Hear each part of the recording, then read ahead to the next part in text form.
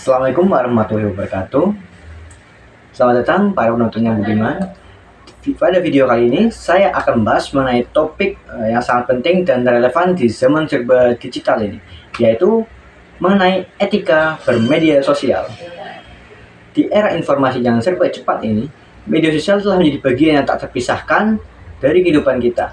Dari cara kita berkomunikasi hingga membangun jaringan, media sosial memiliki peran yang sangat signifikan.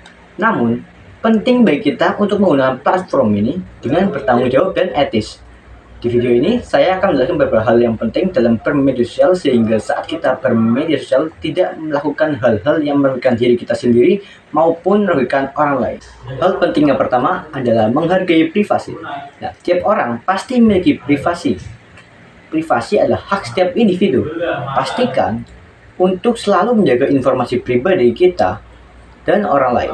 Selalu berpikir berulang-ulang untuk mengupload setiap video dalam media sosial, karena biasanya foto dan video yang kita upload berisi kandungan informasi yang sensitif seperti kata sandi atau alamat rumah dan nomor rekening. Nah, hal-hal ini dapat dimanfaatkan oleh oknum-oknum yang tidak bertanggung jawab sehingga dapat merugikan diri kita sendiri. Dan juga sebelum membagikan konten yang melibatkan orang lain seperti foto atau video, mintalah izin kepada mereka terlebih dahulu. Kalau tidak, bisa terjerat undang-undang, contohnya pasal 310 KUHP yang menjelaskan bahwa menyebarkan video atau foto yang mengandung aib seorang tanpa izin merupakan tindak pidana, termasuk dalam perbuatan tidak menyenangkan dan pencemaran nama baik. Nah, pelaku dapat dijerat dengan hukuman penjara minimal 2 tahun jika dilakukan dengan sengaja atau tanpa izin. Selalu berinteraksi dengan positif.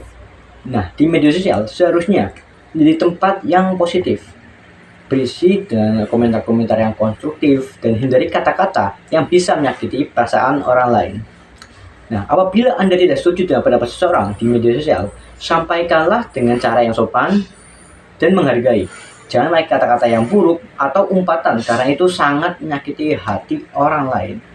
Nah, menurut Indeks Keberadaban Digital yang dirilis oleh Microsoft, Indonesia memiliki tingkat keberadaban netizen yang rendah, menempatkan negara tersebut sebagai yang terburuk di Asia Tenggara dalam hal berperilaku di media sosial.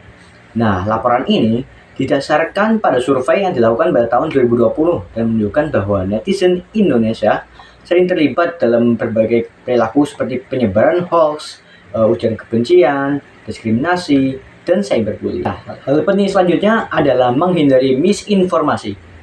Nah, misinformasi sendiri adalah informasi yang salah atau menyesatkan. Nah, seringkali disebarkan tanpa niat jahat, namun dapat menyebabkan kebingungan atau kesalahpahaman. Nah, dampak dari misinformasi itu sendiri dapat mempengaruhi opini publik, merusak reputasi individu atau organisasi, dan bahkan mempengaruhi jalannya politik elektoral di suatu negara.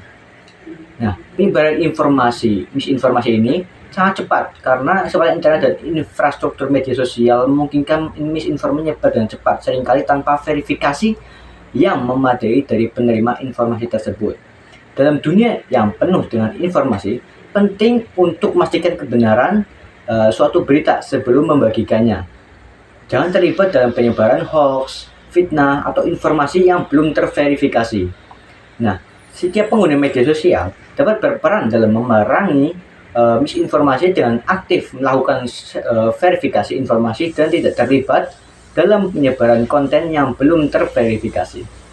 Lalu hal paling terakhir adalah menggunakan media sosial dengan bijak. Nah, menggunakan media sosial dengan bijak sangat penting untuk memastikan bahwa kita itu mendapat manfaat dari media sosial, bukan malah kita terjebak dalam dampak negatifnya. Nah, beberapa tips yang dapat saya berikan untuk menggunakan media sosial secara bijak antara lain seperti manfaatkan media sosial untuk mendapat berita terkini dan pengetahuan terbaru dengan cara mengikuti akun-akun yang bagian berita dan ilmu pengetahuan yang kredibel. Lalu yang kedua, follow akun inspiratif. Mengikuti akun-akun ini dapat memberikan inspirasi dan motivasi sehingga dapat membantu Anda meraih kesuksesan. Lalu yang ketiga, batasi penggunaan media sosial. Terlalu banyak waktu di media sosial dapat mengganggu produktivitas dan kesehatan mental Anda. Lalu cari peluang bisnis di media sosial. Nah, media sosial tepat digunakan untuk menjadi alat yang ampuh untuk menemukan dan memanfaatkan peluang bisnis. Lalu, yang kelima, mengendalikan emosi dengan baik. Jangan sekali-kali mengunggah masalah pribadi atau keluarga di media sosial, karena itu malah akan sebaliknya, itu membuat keluarga atau masalah tambah lebih rumit. Lalu, jadi gunakanlah media sosial untuk memperkaya wawasan dan pengetahuan, dan berpartisipasilah pada diskusi yang produktif dan edukatif. Nah, sebagai pengguna media sosial, kita memiliki kekuatan untuk mempengaruhi orang di sekitar. Gunakan kekuatan itu untuk menyalurkan kebaikan dan pengetahuan.